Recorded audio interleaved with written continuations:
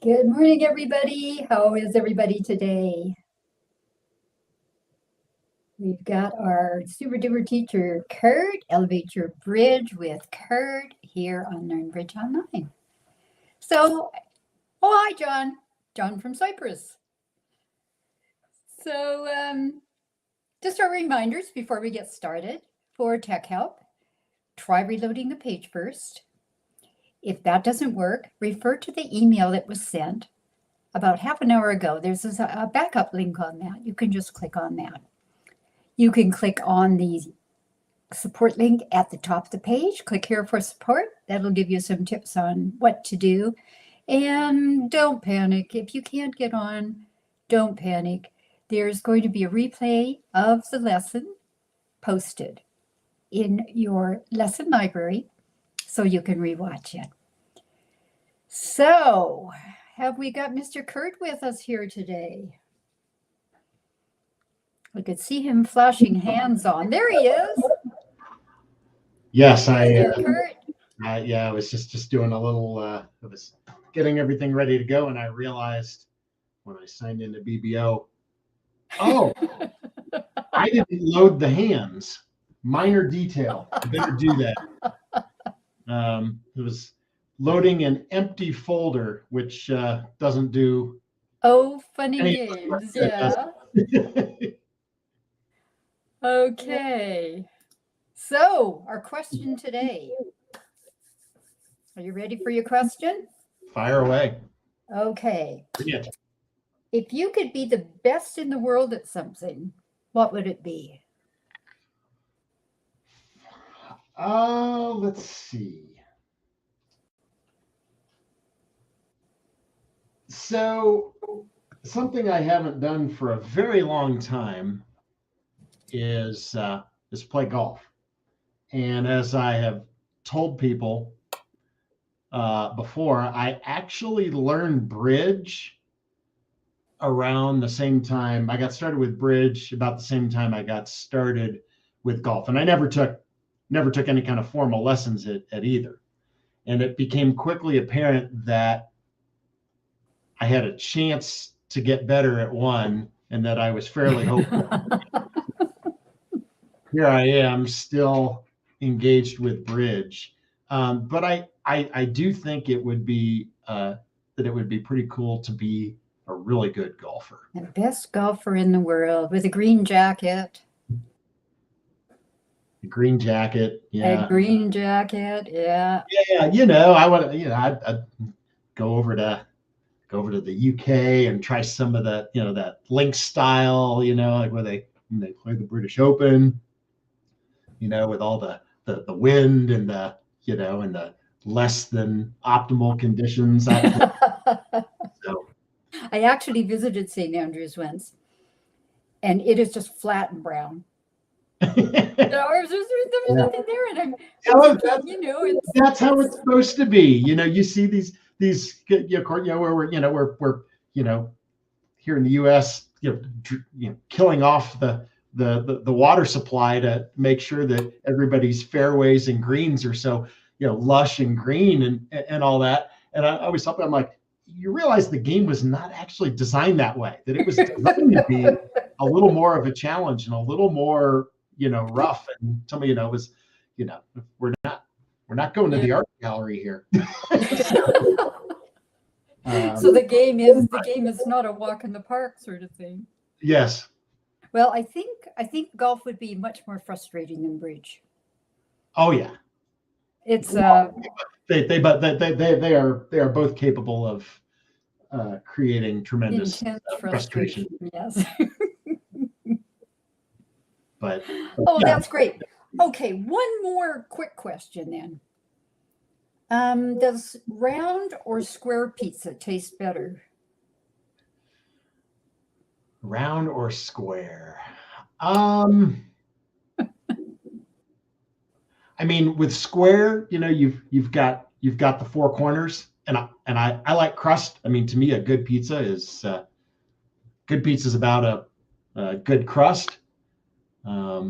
So all right, if we get the square pizza, then I can take the corners and get more crust.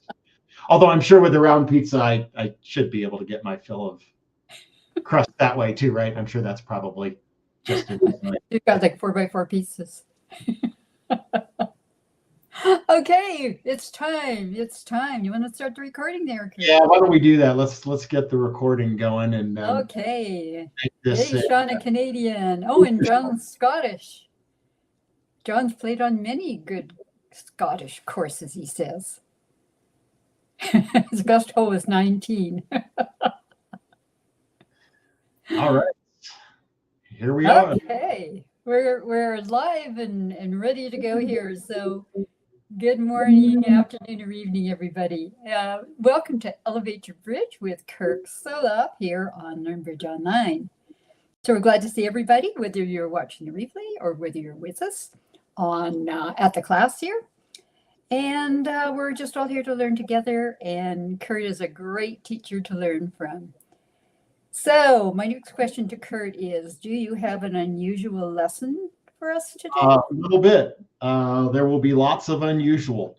Okie talking about unusual versus unusual. Perhaps one of the stranger names for a bridge convention, I guess, right? But perfect. Okay, we'll leave you to it. See you all later. right. Well, let's do it. Let's get to it. All right. Welcome, everybody. Glad to have you here at Elevate Your Bridge. Thank you, Babs, for the probing questions as well. Yeah, we are going to talk about unusual versus unusual. And what we are dealing with is the unusual 2-no trump bid. That is a defensive bid showing some of your 2-suited hands. That is pretty commonplace, and we'll do a quick review on that just in case we have folks who are maybe not using that gadget, but it is a pretty standard gadget. So bidding gets opened at the 1 level. And there is a jump to 2-no trump. Here are some example auctions here on this slide. And what is 2-no showing? And 2-no trump should not be a natural bid. Sometimes I see, and this would certainly be like newer players who might do this. They might think, oh, I've got a 2-no trump opening. I've got a big, strong, balanced hand, 20 points. No, there's no reason to use 2-no as a natural bid when the opponents open the bidding.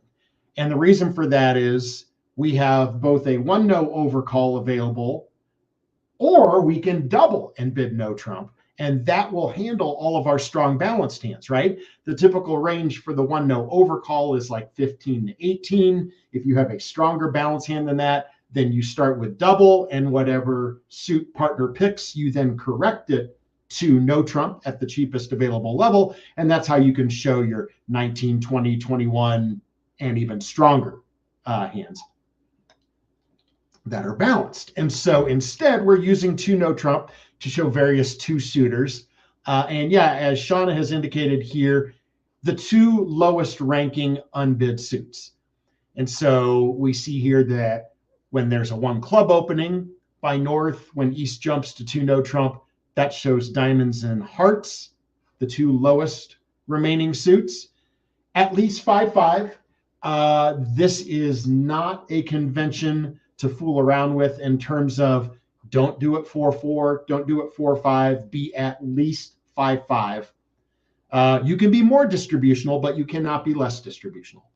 So you could be 6-5 or 6-6 or 7-5, but at a minimum 5-5 in your 2 longest suits.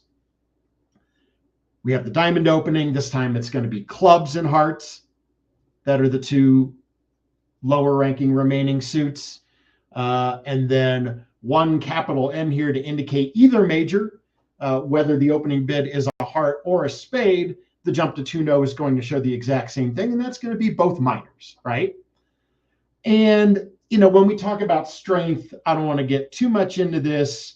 The strength can be wide ranging, but if you're vulnerable, the expectation is that this is a pretty good hand. I would normally expect at least full opening values if you do this vulnerable. If you're not vulnerable, it can actually be weaker than that, and it can be more of a preemptive bid. And we talked recently about the idea of nuisance bidding, and this unusual to know is a bid that it kind of combines constructive bidding with nuisance bidding. It's constructive in that it provides a very specific picture of your hand, but it is also a nuisance bid and a bit destructive in the sense that south, like on these auctions where the bid comes from east, this bid could really put south on the spot when south actually has a hand that wanted to bid, right? Information leakage, another recent topic for us too. But this is I would say with your 2-no, your unusual 2-no, this is a good kind of information leakage because it allows your side to compete, right? There are two places where you might be able to find a fit. And if you choose to overcall just one of your suits, well, then if you don't find a fit there, you have to hope that you get a chance to introduce your second suit in the next round of bidding, but you don't know that you're going to get that opportunity, right? The opponents might outbid you. Your partner may be in the dark about the other suit. And so I think it's important to take advantage of these occasions where you can get two suits into the auction with just one bid. Notice that when it comes to unusual 2-no trump, the one suit that is always excluded from this bid is the spade suit. You will never have spades. Your two suits will either be both minors or a minor and hearts as this all works out, right? Okay. And you'll have other ways that you can show two suitors that include spades, and that would typically be done through, say, a Michael's Cubid. We'll give you some of those opportunities. So what happens when this comes around to the responder, right? With that nuisance bid of 2-no eating up a lot of bidding space, the responder now does not get to bid anything at the 2 level, right? Maybe you wanted to just raise your partner to the 2 level, right? Maybe you just wanted to raise 1 spade to 2 spades. Or maybe you wanted to invite with a jump raise, but if you bid at the 3 level of opener suit, you're now no longer jumping. So is it still invitational? These are the types of questions we need to address today. You may not have a fit, but maybe you want to introduce the 4th suit that has not been a part of the auction after the opening and the jump 2-no overcall, right? So number of hands that the responder could have where you would want to compete and make non-forcing bids, or you might want to make forcing bids either in partner's suit or possibly your own suit. And so we really need a structure to deal with this. And so that structure, that is what we call this unusual versus unusual. This is going to be our counter to the unusual 2-no trump bid. So what we want to do today is we want to look at several examples. We will start with just some individual hands, just put you in the responder seat. What is your bid? What do you want to bid? What can you bid? What are you saying when you make that bid? And what's forcing, what's not forcing. This is going to be very important, right? We want to be on the same page with partner about which bids are forcing and which bids are not. We also will want to look at double toward the end of class today, which that's in the picture here as well, right? And so what are we actually conveying with all of these different bids? Okay, well, let's start with a simple one here. So North opens a spade, and we get the unusual 2-no trump from East, which is both minors, right? 2 lowest ranking unbid suits, and when we open a major, that always indicates both minors. East is 5-5, at least in clubs and diamonds. So you're sitting here with this hand in South with your 8 high card points and your 4 card spade support. Right? You have a 9 card spade fit. You would like to compete, right? I mean, we don't really want to sell out. Now, I suppose we're going to be okay.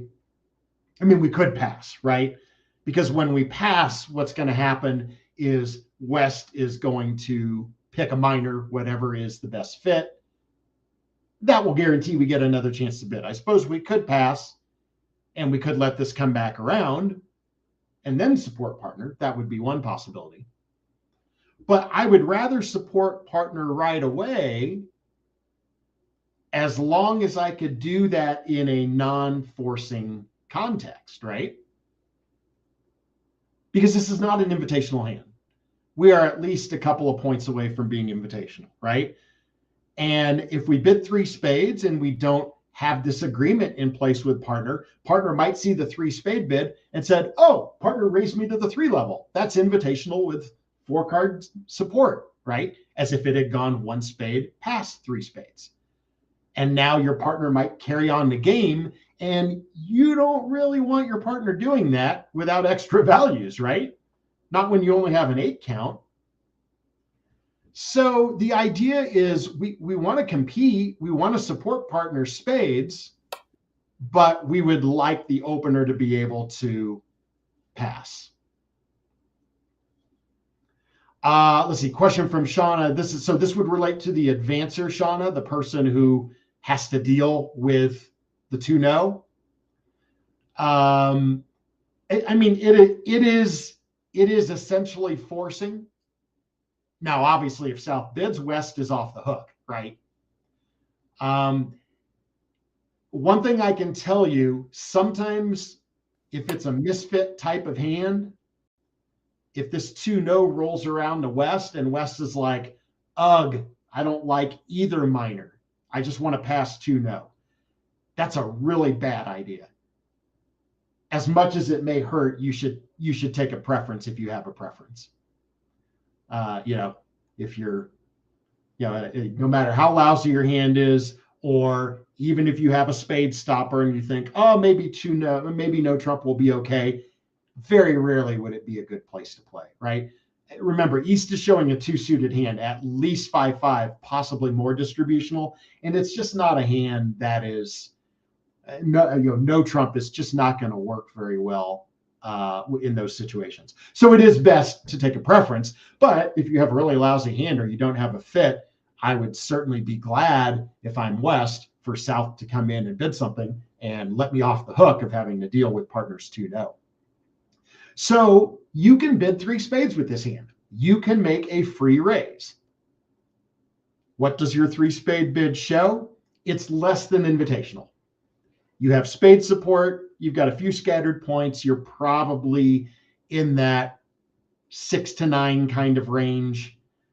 Certainly, I would consider vulnerability, which I have not specified on this particular hand. If you're vulnerable, even if you have some spade support, but you only have 6 points, certainly you might be better off just passing. We'd like it to be a little bit constructive, probably like 7 to 9. Do I need 4 spades? I have a strong preference to have 4 card support because that does keep me within the law of total tricks. So if I'm going to be bidding freely on a hand that's less than invitational, I'd like to know that it's a 9-card fit. Would it be okay on occasion to do this with only 3-card spade support? That's a judgment call that you have to make. I would tend not to do that very often, but I don't know. Give me 3 spades and maybe a 9 count and maybe a little better distribution or something like that, would I consider doing it? Yeah, maybe. But yeah, ultimately that's a judgment call. So 3 spades is non-forcing. And unless the opener has extra values, then it's normally going to be right to pass. John's looking at loser count here. 3, 4, 5, 6, 7, 8. This is actually a 9 loser hand, is it not? I mean, I would still do it based on fit. An 8 loser hand would tend to be, that would tend to be like a limit raise, right? A limit raise hand is typically going to be like 8 losers. So I'm thinking more about law of total tricks than I am about loser count in this situation. Although certainly with a 9-card fit, you can use that as one of your evaluation tools. One thing that I always like to remind people is do be sure that if you are going to make a decision in terms of loser count, be sure that you have at least an 8-card fit, preferably a 9-card fit. Losing trick count is more accurate when you have a 9-card fit than when you have an 8-card fit. Okay, so if 3 spades is simply competitive and it is less than invitational, clearly we need a way to show an invitational hand that can support spades, right? And we're going to do that by using a Q-bid. We'll be Q-bidding a minor suit to do that. Now, we will be coming back to that. We're starting with a couple of non-forcing hands. We will get to those forcing hands soon enough, and you'll see how you can make use of the Q-bids. All right, so this time, you do not necessarily have a fit with partner, right? Same auction, partner opens a spade, East jumps to 2-no, showing the minors. What do you do with the South hand? Well, you only have 7 points, so it's not very strong. You certainly don't have to bid at the 3 level, and I might think twice about doing so vulnerable. Non-vulnerable, I would be a little more inclined to get involved. I mean, you'd like to get your hearts into the auction, right? Your suit may be longer and better than partner's spades. This is a very typical week 2 heart opener, right? I mean, if you had been the dealer, you would have opened 2 hearts. So certainly you were willing to bid at the 2 level. Are you willing to bid at the 3 level? Well, partner may or may not have heart support, but at least we know partner has opening values, right? So even if partner has a minimum, we ought to be close to half the deck. It certainly doesn't look from our side of the table like we have a lot of defense to 3 clubs or 3 diamonds, wherever the opponents would land.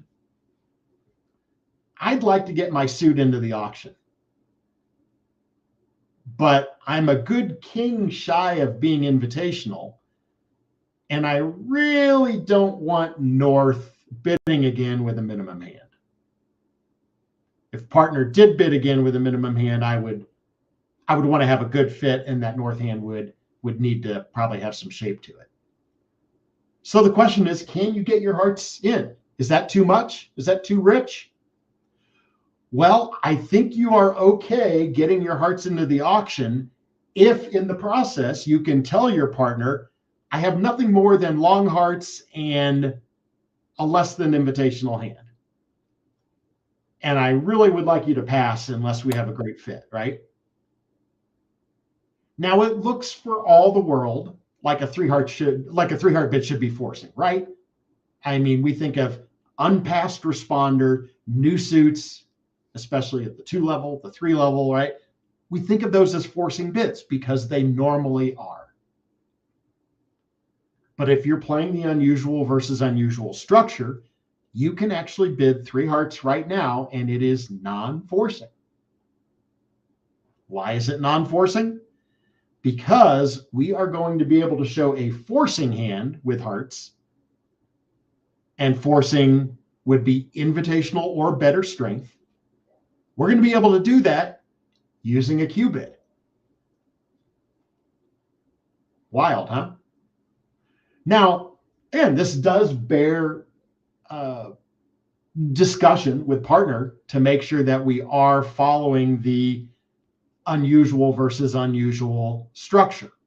Because if we haven't talked about it, or partner doesn't know this gadget, understandably, the opener might think, oh, my partner bid hearts at the 3 level and is an unpassed hand. I have to bid again. I can't pass 3 hearts, right? So we certainly would have to have that understanding that it is a non-forcing bid. Is the UVU fairly standard? I would certainly call it expert standard. Less experienced players, I would not expect them to just know this, right? So it's is it a standard treatment? Yeah.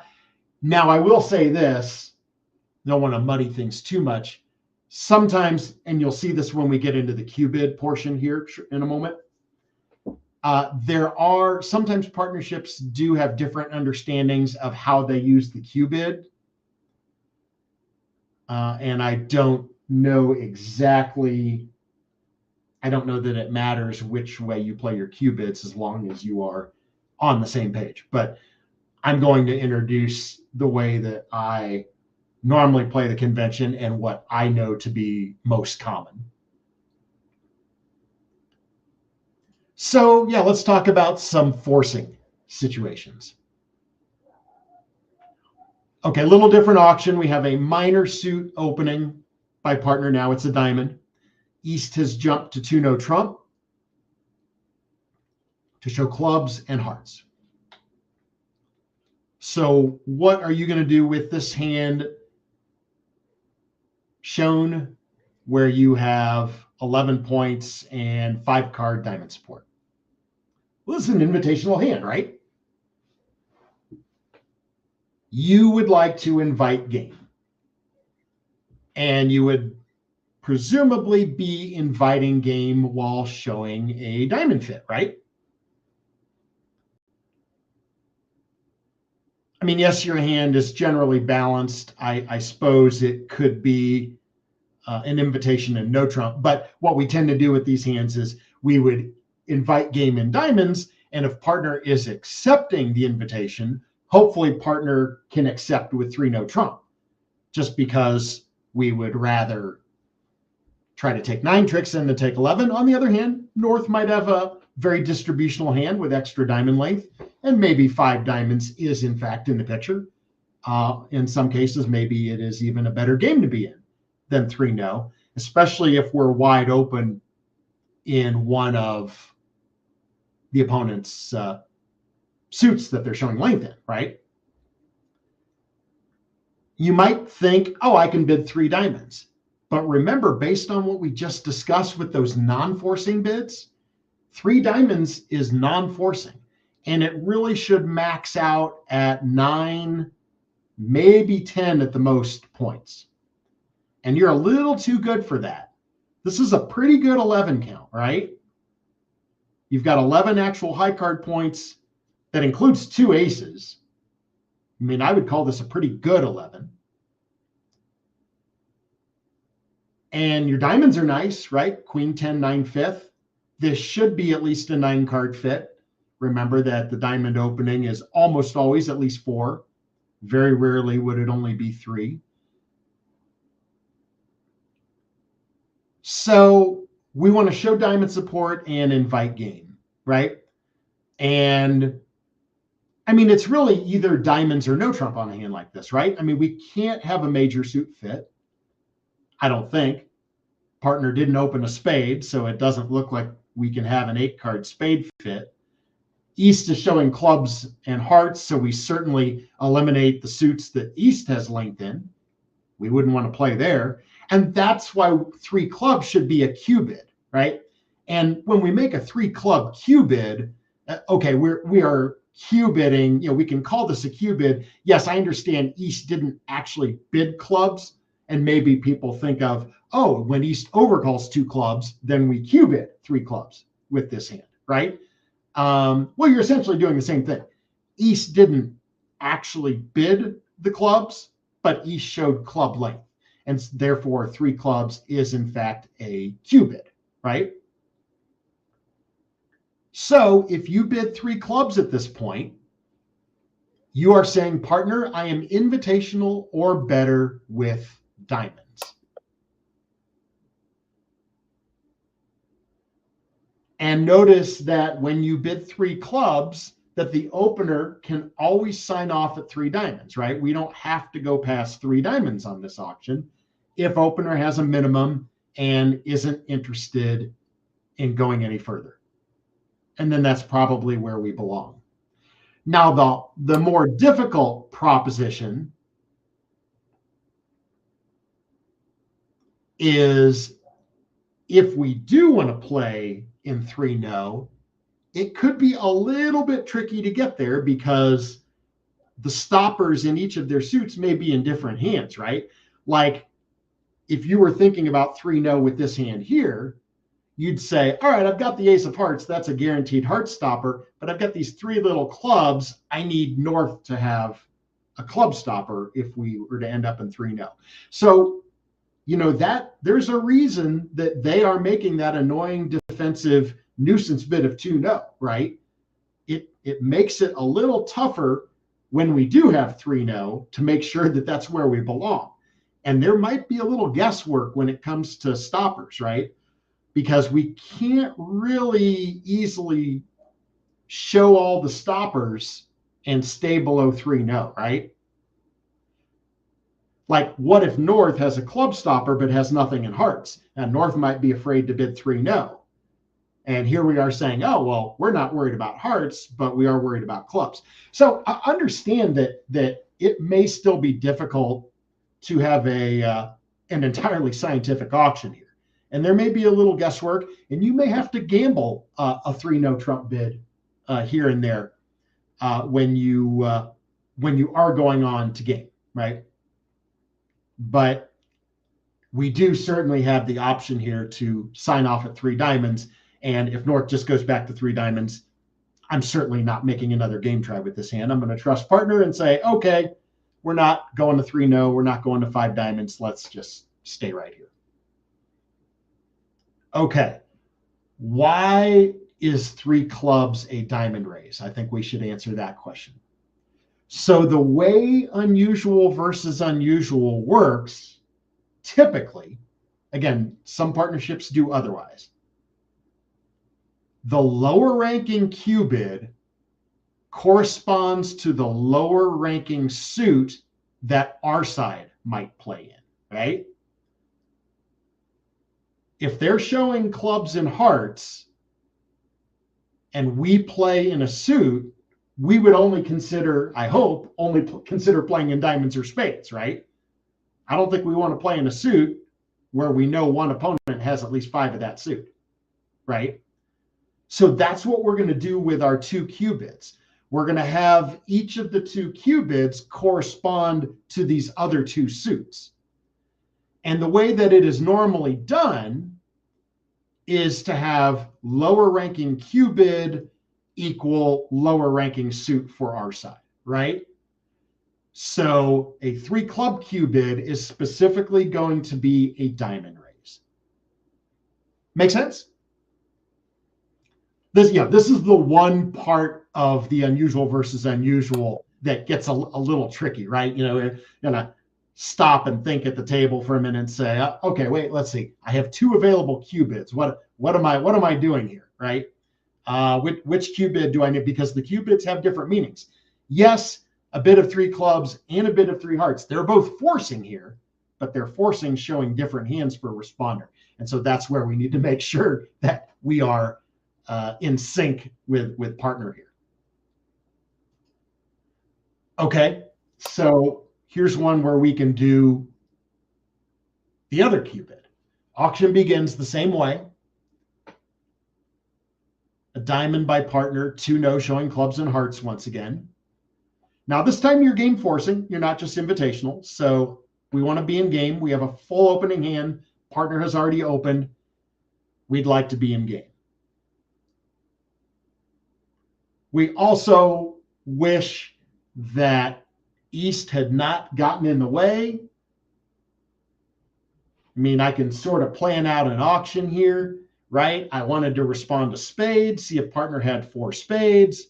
If partner didn't have 4 spades, maybe I'd come back with new minor forcing or fourth suit forcing and see if partner has 3 spades.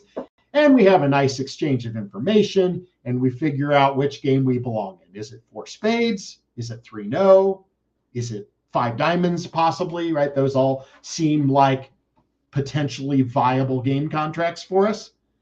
But now we have lost a lot of our communication space because of this annoying 2-no trump bid. So we'd like partner to know that we have a spade suit. But remember that if we freely bid the suit, it's non-forcing. We saw that with the heart hand a couple slides back. So if you bid 3 spades, partner can pass that. We don't want partner passing because we have game-going values here, right? So the idea is we want to say that we are invitational or better with spades. How do we do that? We're going to use the higher ranking Q bid this time. And so to show spades and an invitational or better hand, remember we lump all of those invitational and or better together because we can still be unlimited, right? So our Q bids show a minimum hand, but they don't show a ceiling, right? We could have the rest of the high card points that are in the deck. So now the 3-heart Q bid, you only have to have 5 spades. You're not promising 6. Be nice if we had 6, but your Q bid only promises 5. So we have at least 5 spades, and we probably have at least 10 or 11 points in the minimum, right? So North now has to deal with this. Hopefully North has spades, right? And North only needs 3 spades to support them, right? Because we're promising 5. So North could bid 3 spades with a hand that was a minimum, but we have a spade fit. North could also jump to 4 spades, right?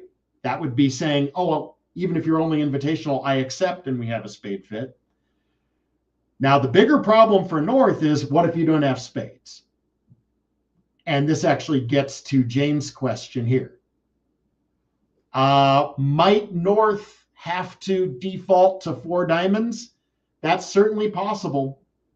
And we are past 3 no trump. But if North has a really distributional hand and doesn't have, I mean, we have a club stopper here ourselves with Queen Jack third. Jack Doubleton of hearts, that's only a partial stopper at best, right? So from a no trump perspective, this is a balanced hand we're looking at. If partner has anything in hearts, 3 no looks like a decent proposition if there's no spade fit, right? There is no doubt that North is going to feel some pressure if he does not have 3 spades and if he is wide open in either clubs or hearts, right? I mean, we acknowledge that this is a problem, but this is what the opponents intended, right? When they bid 2 no trump. This is the nuisance bid. So yeah, might North have to retreat to 4 diamonds, possibly even with only a 5-card diamond suit? Yeah. If you have more of a balanced hand and you don't have spades, would you take a shot at 3 no with only maybe partial stoppers? You might. I mean, you might have to take that risk. You might also, if you're afraid to bid 3 no, another possibility, would you consider playing in spades if you only had something like King Doubleton in the North hand?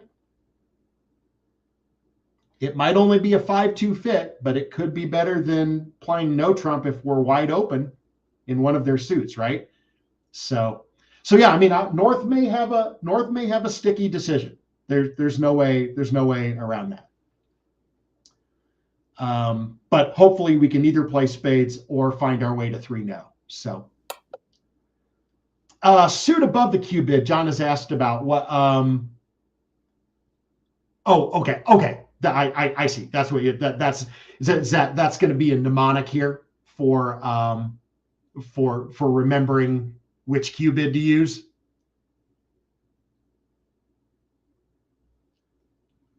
I mean, ideally, that Q bid is below 3 of our suit, but we're actually going to see an example here where that would not necessarily be the case.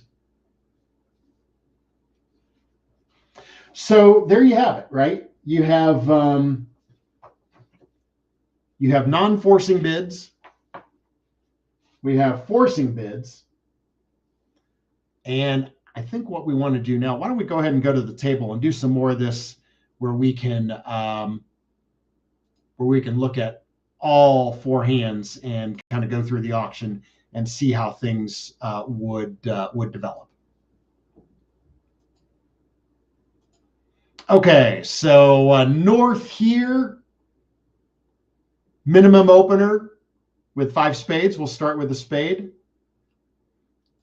I absolutely am on board with 2-no with the East hand. Yes, it's only 10 points, but you're non-vulnerable and you are 6-5 in the minors.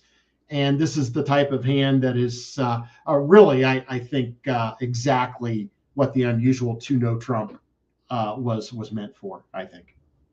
So, okay. So if you're South, what do you do? What do you have? Well, you have a 3-card limit raise in spades, right? And so you don't want to bid 3 spades because you're a little strong for that, right? 3 spades is a lot more likely to get passed by partner. So you want to say, I have a limit raise. All right, well, let's ask everybody. If we have a limit raise, then we got to go through one of the Q bids, right? So which Q bid do we use? What is our call at this point? Folks watching on replay, have you picked out your bid? Do you know how to show partner invitational values with spade support?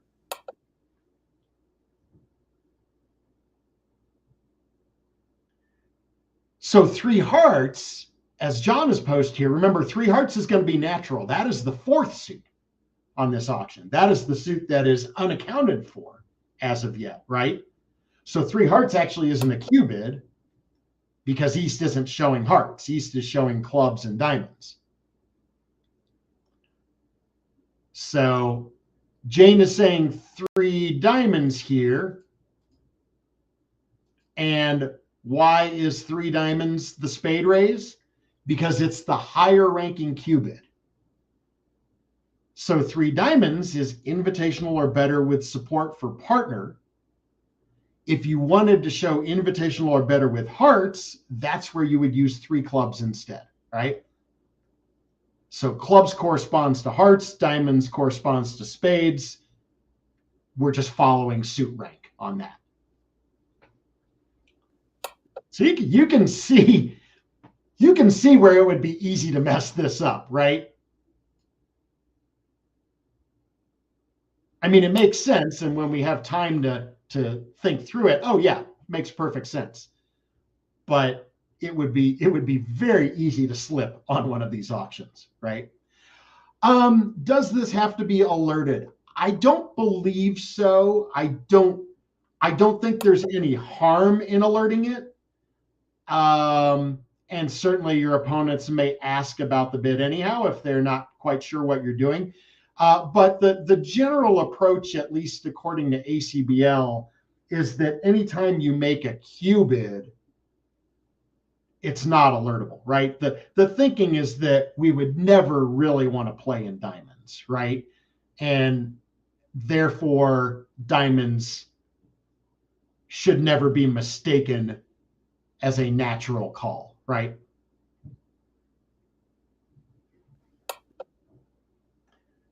Okay, so what happens next? Well, North has a balance minimum. I don't think I would be accepting a game try. So I think I would retreat to 3 spades. And that is, I think, where the auction would conclude. Certainly West is happy to be off the hook. I mean, they do have an 8-card diamond fit, but West has a fairly ugly hand and doesn't know that his partner has a 6-card diamond suit. Now, West, this is one of those hands.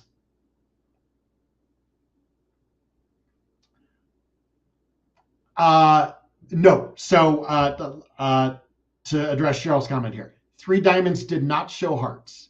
If we want to show hearts, we bid 3 clubs, right? That's East's other suit, lower ranking suit, right? 3 clubs by South would show hearts. 3 diamonds by South shows spades. That's our corresponding rank business. This West hand, if South had passed, what would you do if you were West? I mean, I wouldn't like it, but I would bid 3 diamonds. Wouldn't be the end of the world. Partner has very good diamonds and has 6 of them, so that turns out okay. But this goes back to, I think it was Shauna who asked the question earlier about, essentially, do I have to bid because I have length in the majors? Could I just leave partner in 2-no? That would not be a good proposition to leave partner in 2-no. So sometimes you hold your nose and you choose your doubleton support over your singleton support. But in this case, I think West is actually thrilled that South bid and that West did not have to deal with picking a suit with a couple of queens and a jack and what appears to be a misfit hand. I don't think 3 diamonds would go that horribly for East West. I don't think they're in a ton of trouble there. But sometimes, as we're going to see here in a little bit, sometimes these 2 suited bids can get you in trouble when you don't find a fit. So another good thing, and this takes us back to previous topic and something that Babs pointed out too, the idea of information leakage. Be sure that you are using the opponent's bidding when you play these hands to maximum effect. When North declares this spade hand, it's pretty safe to assume that you will get a 4-1 break with West holding 4 spades, right? I would play this hand expecting West to hold Jack 4 of spades. And that can be helpful to you in the play of the hand, right? Make the most of that information leakage. East is known to hold at least 10 cards in the minors. So West is a favorite to have more of the outstanding spades, right?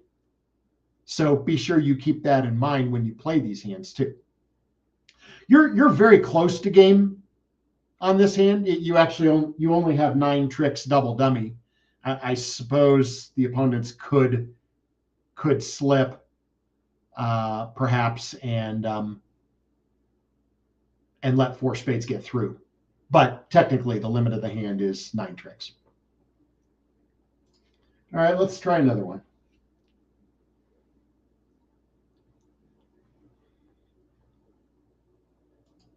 I would call this, after, again, it's kind of a balanced, this time it's 14, but kind of a balanced spade opening here for East. Notice that North-South are at unfavorable vulnerability. At these colors, I think this is about the minimum that South would want to have to give folks just an idea. Now, this is a judgment call. And the thing to remember about this 2-no trump, you are forcing partner to pick a suit at the 3 level. You could choose one of your minors and overcall it at the 2 level. And that doesn't get you quite as high. And I would understand if you decided to do that because you were vulnerable. 2-no has the advantage of telling partner, I have both minors. But it also means that your partner has to pick the suit at the 3 level when we don't have a guaranteed fit. And when partner may have a real piece of junk over there, as we see the North hand has 1 whole high card point, right? So this is not without risk when you do it at these colors. I probably would do it here, but with this hand. But again, I think this is minimum for a vulnerable 2-no. I would have no reservations doing this non-vulnerable. Okay, so this time we see West doesn't have a spade fit, at least not a known spade fit. Now, King Doubleton of spades is nice, and if East had a 6-card suit, then certainly spades would be a viable fit for us. On the other hand, West has very good hearts, 6 of them. And, you know, are you invitational? Are you game forcing? You're kind of right on that fence. I think I'm willing to force the game here, right? So remember, we have 2 cubids available. We have 3 clubs and we have 3 diamonds. 3 clubs will go to the lower ranking suit, which is hearts. 3 diamonds will go to the higher ranking suit, which is spade support. So this time we want to bid 3 clubs.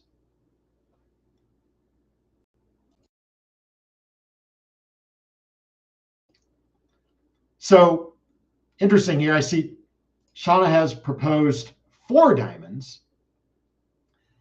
You know, if I'm East, you know how I would read 4 diamonds? That looks to me like that's a diamond splitter in support of spades. That sounds like partner has 4 spades and a singleton diamond. So I don't think I want to do that. Especially if I hadn't talked about it with partner. And remember, whatever cubid you choose, it's completely forcing, right? Whether you're bidding 3 clubs or 3 diamonds, remember that since you're bidding one of the opponent's suit, this is 100% forcing for a round. Partner has to deal with that bid. So the good news is, after opener deals with your cubid, you get another chance to bid anyhow, right? So what do you do if you're East? Well, partner's invitational or better with at least 5 hearts. So we have a fit, right?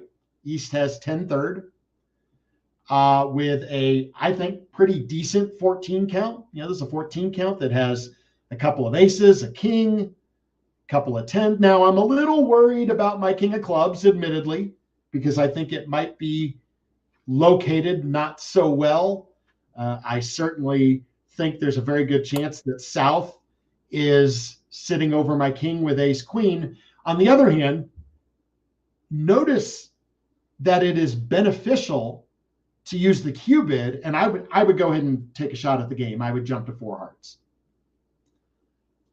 Notice that this is actually better for East to declare the hand than for West to declare, right?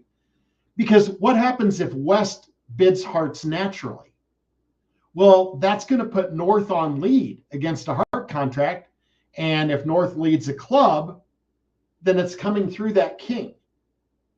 Whereas if East declares, that king is protected. If South leads clubs, that king is going to set up as a winner, right? Now, I think South would lead the king of diamonds against a heart contract. That looks like a pretty normal lead, right? And 4 hearts can be made. You know, you got to be a little bit careful. If the defense doesn't give you any help, you will lose 3 minor suit tricks. But you're okay after that, right?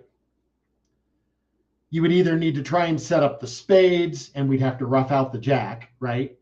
Or you actually don't necessarily have to rough out the spades. You could just take a diamond rough in your hand, right?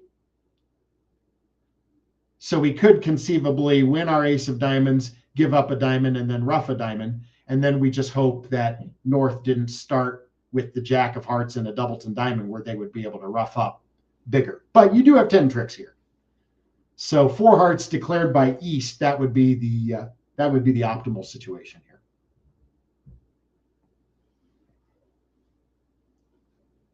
Okay. Yeah, so certainly now we will see. Jane is asking about slam tries. Either one of you, opener or responder, can certainly make a move towards slam. And if you are vulnerable and the unusual 2-no trump bidder is non-vulnerable, you know, this can and is often done with some very weak hands. And so it's not beyond the realm of possibility that you have a slam and they are trying to really get in the way of accurate slam bidding. So certainly, once we start with the Q bid and we figure out, we got to establish our trump fit first, right? Figure out what suit we're playing in. So certainly after we agree hearts, we could start a slam. We could start a slam probe from there. Not on this hand.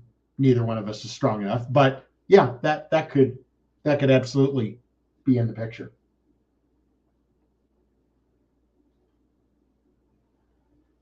Let's see here. Let's do one more of these here.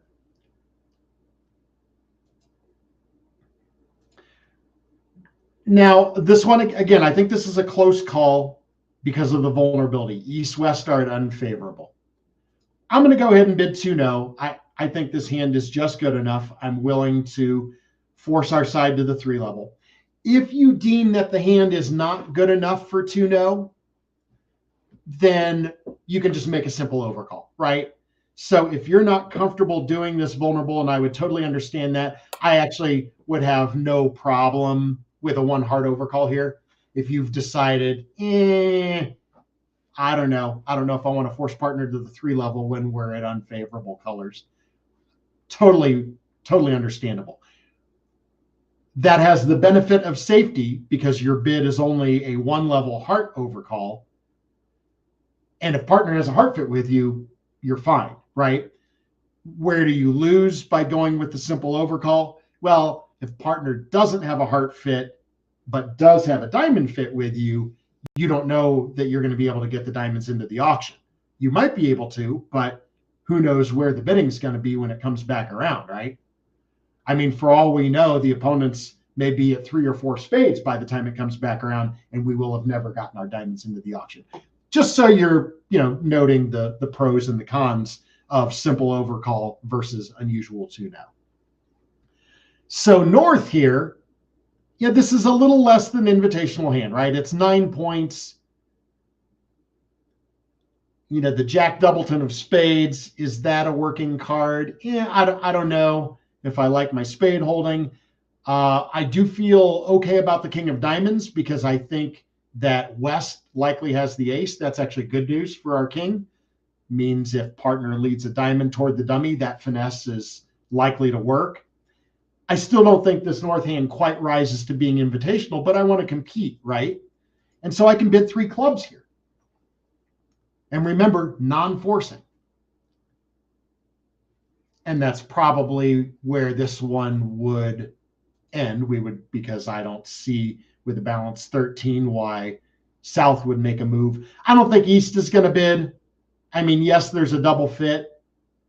East has 3 hearts and 3 diamonds. On the other hand, East only has 5 points, and all of those points are in the black suits, which aren't exactly doing the partnership any good here. So I don't think East should bid. If North had passed, I would just pick the major over the minor. I would pick 3 hearts since I'm equal in both suits. Now, this is one of those auctions. What if the North hand is a little bit better? What if we put a couple more points in the North hand and we say, okay, this is legitimately invitational in clubs? What is the bid at this point? Well, the bid would be 3 diamonds, right? 3 diamonds corresponds to clubs. And notice that we can't stop at 3 clubs, right? So if North wants to invite with clubs, that 3 diamond Q bid is higher than our club suit. But 3 diamonds shows clubs and 3 hearts would show spades on this auction. So that means that if we're not playing 3-no, we might have to go to 4 clubs if we're not accepting the invitation. So I don't know entirely where the name is. That might be one for the encyclopedia. So, it's essentially, West showing this 2-suiter and we're kind of, showing our fits and new suits using their unusual 2 suits. So, Beyond that, I don't know. I'm kind of guessing on that as far as how it got its name. So let's talk about something else here. Actually, we have we'll do it just a quick summary. Yes, it is a secret code. In fact, nobody other than the members of Elevate Your Bridge know about this. We're going to unleash it on the world, trying to give everybody a competitive advantage here. So this is just a summary of the bids, right? If you support opener suit at the 3 level, non-forcing, less than invitational.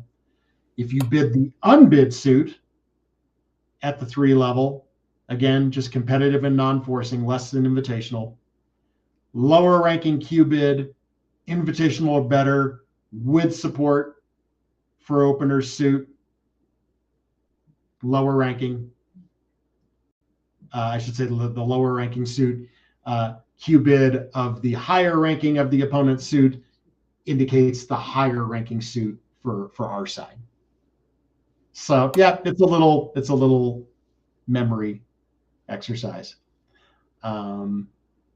Yeah, we've had a couple of examples where responder had game forcing values, right? There was again on one of the slides where we showed 5 spades. Now remember, the opener doesn't initially know that it's game forcing. It may just be invitational or better, right? We can only assume invitational for the time being. 2 more things that we want to talk about, I think, before we get out. Obviously, I've prepared too much material. I've been known to do that. So while we've been talking about unusual versus unusual, we have Michael's Q bid, which we mentioned earlier as another way that we can show 2 suitors. And can we use this type of treatment after a Michael's bid? Absolutely. I still call it unusual versus unusual. I've never heard a unique name for this style of bidding after Michael's, but it's essentially the same thing. Now, there's one little difference here. As you look at this auction, 1 spade by partner, 2 spades by East, which is Michael's, showing hearts in a minor, right? When we get an unusual 2-no trump, we always know which 2 suits the opponents have, right? The unusual 2-no identifies both suits. They are anchored, if you want to use the fancy bridge terminology. Here, when East bids 2 spades, we know that East has hearts. We don't know which minor East is showing, right? It's an unspecified minor at this point. So when you have a hand like this hand here, 11 points and support for North spades, you are going to invite game in spades, right? If East had passed, you would make whatever your partnership agreement, whatever the bid is, to show an invitational hand with 4 spades. 3 spades at this point, after they got in with their Michaels, would be this hand, say, without the king of clubs, would be a lesser hand. 7, 8, 9 points with spade support. But we need to show that it's invitational. So what bid do we use? Well, there's only 1 Q bid here. We can't really call a bid of 3 clubs or 3 diamonds a Q bid because we don't know which suit East has length in. So there's only 1 known Q bid. And therefore, if we use it, it shows support for opener suit. So if you want to show a limit raise or better with spades, 3 hearts is your bid. Because the one thing we know is that East has hearts, right? So that'll work for you. Unusual versus unusual when there was no unusual. How's that for some fancy talk? Unusual versus unusual with no unusual bid. Talking in circles, speaking in tongues.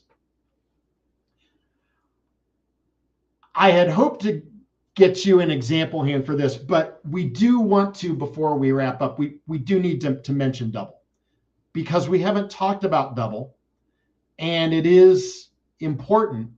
You're going to have some hands as the responder where you don't have support for opener suit. You don't have length in the unbid suit. You probably have a more balanced hand. You might have some stuff in the opponent's suits. So how do we show that hand? How do we show values without necessarily having a fit somewhere? Well, double is kind of nice because it doesn't take up any bidding space. What should double mean here? Once upon a time, I think the experts would tell you that double is very strongly penalty oriented. It is still penalty oriented, but I think you can be a little more relaxed about how you view it. I think the best way to describe double here is, partner, I have values, but I have unclear direction, right? So I would say usually 10 or more points, so probably invitational or better values. Not exactly sure where we are headed, but double also implies a willingness to penalize one or both of the opponent's suits, right? And so when this comes up, like what South is saying is, partner, I have some points.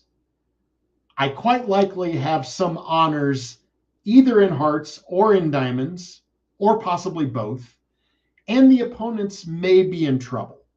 And what this usually means is, if we double the unusual 2-no trump, if either North or South doubles later in the auction, that is now penalty oriented, right? Like, let's say West were to take a preference to 3 diamonds. North can now hit 3 diamonds. If North doubles 3 diamonds, that says, hey, I have good defense against diamonds. I think they're in trouble, right? Because you have the balance of power, right? Double says we have most of the points. Maybe they made an aggressive bid that wasn't a good idea on this hand, right? So double, that's a good way to view it. Double says we have the balance of power and we may have defense. Now, you're not obligated to penalize them. It could be that they land in a really good fit and neither one of us wants to penalize, right?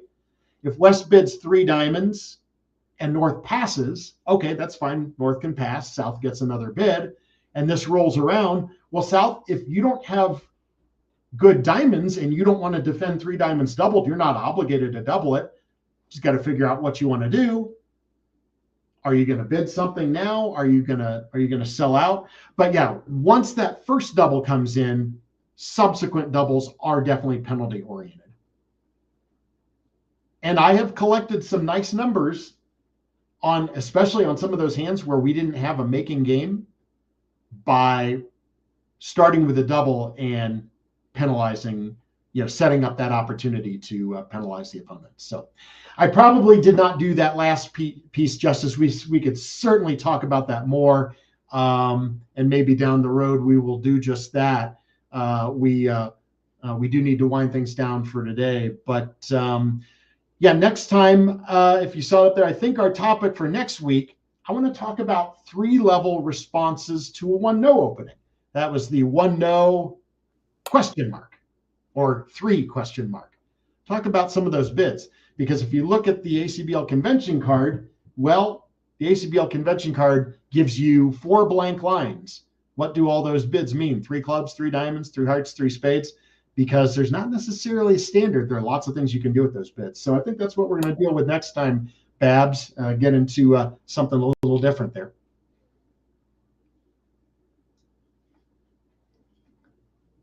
Oh, I think are you muted? Let's see here. All right. I think I don't have got your message there, Babs. We've lost your sound. So. All right. Well, you can wait frantically. Folks, glad that you could all be here and join us. For those who came live, for those watching on recording, again, I hope that this all makes sense. And if you have any questions, again, take advantage of that little discussion forum on our class page. Any questions about this? Any hands you want to send me? Any issues at all? And happy to answer them. So. Hopefully we'll get your audio going again soon, Babs. So, all righty. Well, thanks everyone. We will see you next time.